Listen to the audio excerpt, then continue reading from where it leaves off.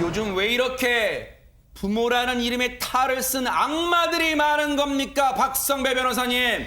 이 대전에 사는 20개월 손녀의 외할머니가 딸 부부와 연락이 닿지 않자 이들의 집을 찾아갑니다. 그런데 집에 찾아갔더니 손녀가 보이지 않아서 딸 부부에게 행방을 물어봤지만 알려주지 않자 경찰에 신고하기에 이르는데 이 과정에서 아이 엄마, 자신의 어머니에게 남편이 아이를 평소 심하게 학대했다고 말한 것으로 전해지고 있습니다. 지난 9일 오전 5시경 신고를 접수한 경찰이 현장에 도착해서 네. 아이 엄마인 20대 여성을 추궁했지만 아이 엄마가 묵묵부답이었습니다. 경찰이 집안 곳곳을 수색한 그때 집안 화장실에 있는 아이스박스에서 아이의 시신을 찾아내기에 이릅니다. 아이의 얼굴과 다리에 폭행 흔적과 골절 등이 발견되는데 경찰은 곧바로 20대 친모를 긴급 체포한 이후에 구속하기에 이르고 그동안 아이의 친부는 신고 사실을 알고 경찰이 도착하기 전 도주했습니다. 자, 해당 지역의 주민분 얘기 그리고 경찰 얘기 차례로 들어보신 다음에 이어가 보도록 하겠습니다. 우리 아이가 있었는지 뭐 누가 사는지 얼굴도 몰라요. 엄마는 있었고 신고자도 있었고 용의자를 추는 사람은 신고하니까 도주를 했고. 용의자로 추정되는 사람이 신고 후 도주. 그러면 그 신고 후 도주한 사람이 대체 누굽니까? 장윤민 변호사님. 충격적이게도 이 사망한 아이의 아버지였습니다. 친아버지였는데요. 이 친모가 경찰에 진술한 바에 따르면 지난달 15일에 술에 취한 이 친부가 딸이 칭얼거린다는 이유로 이불을 덮어서 둔기로 폭행해 살해하게 됐다라고 토로했습니다. 그러면서 평소에 본인도 남편에게 폭행을 당했고 친부가 아이가 숨진 뒤에는 신고하면 가만두지 않겠다고 또 그 부인을 협박했다라고 합니다.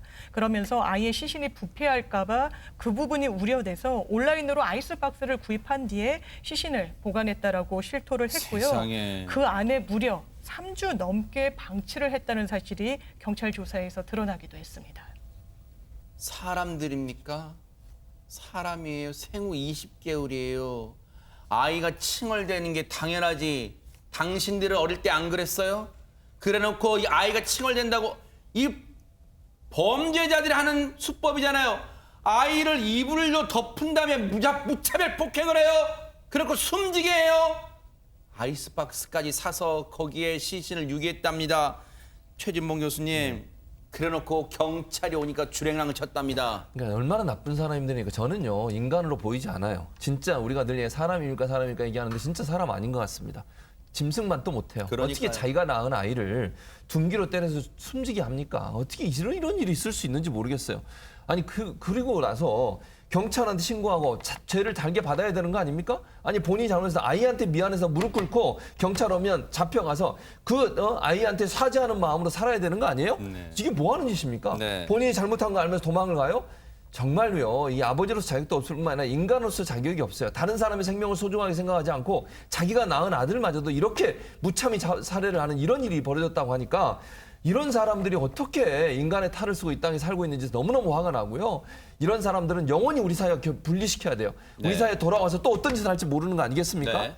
저는요. 이런 사람들이 다시는 우리 사회에 발을 못 붙이도록 그런 엄벌에 처하는 일이 반드시 있어야 한다고 생각을 합니다. 당시 현장을 목격한 분, 현장에 아마 이 친엄마의 엄마, 그러니까 숨진 아이의 외할머니가 신고를 했을 것 추정이 됩니다. 신고를 받고 경찰이 오기 전에 저 친부라는 악마는 현장에서 내뺐는데 일부 보도를 보니까 너무너무 급하게 도망친 나머지 신발도 신지 않고 옆집 담장을 뛰어넘어 도망쳤다고 합니다. 박성배 변호사님.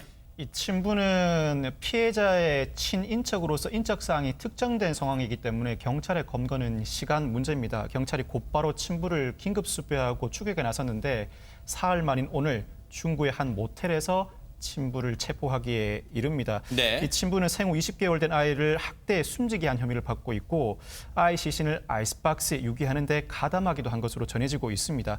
경찰은 숨진 아이 시신을 국과수에 보내 사망 시기와 원인을 밝혀낼 예정이고 향후 범행 경위는 부검 결과와 피의자들의 진술을 통해 밝혀낼 예정입니다. 세상에 너무너무 가슴이 아프고요.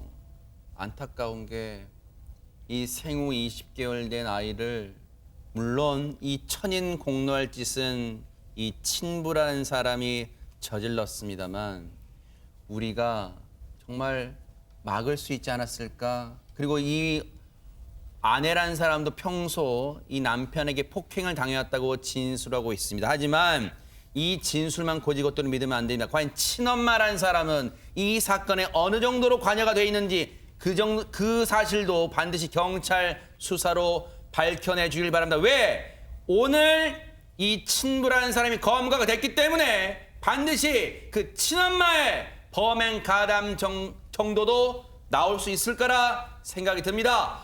하늘나라에 있을 이 생후 20개월 된 아이 억울함을 풀어주기 위해서라도 반드시 사건 실체 밝혀내 주시길 바랍니다.